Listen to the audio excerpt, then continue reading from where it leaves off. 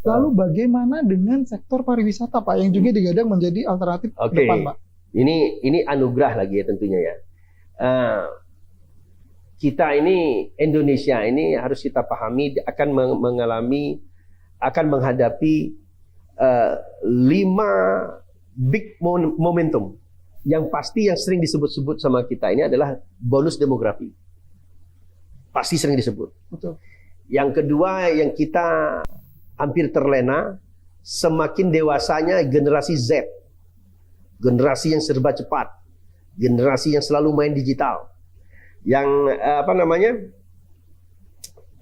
istilah kita bukan generasi Z, itu generasi alpha, pertumbuhannya sangat tinggi.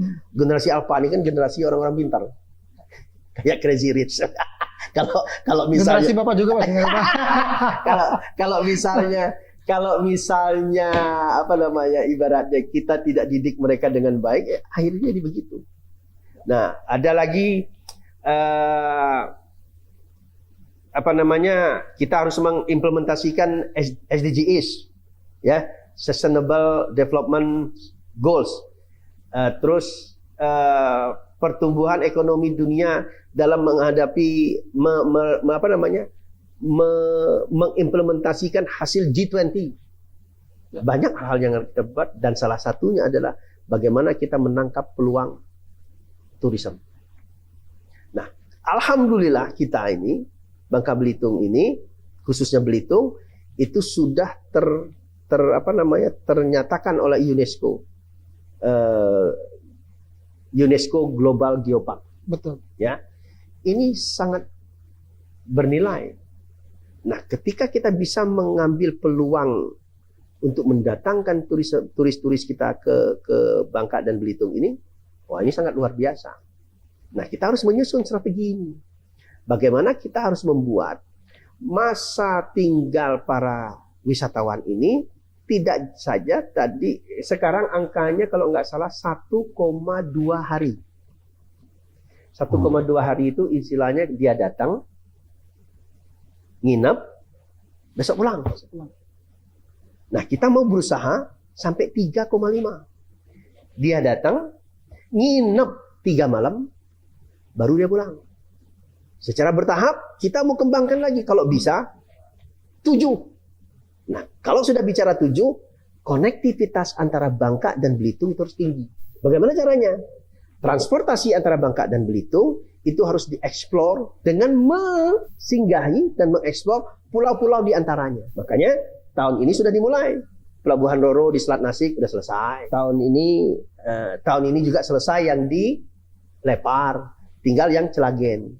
Kalau ini terjadi, Pulau Lepar, Celagen, Selat Nasik itu akan tereksplor di samping Pulau Belitung. Ya. Dengan tereksplorkannya pulau-pulau di antara Bangka dan Belitung, pasti orang akan ke Bangka.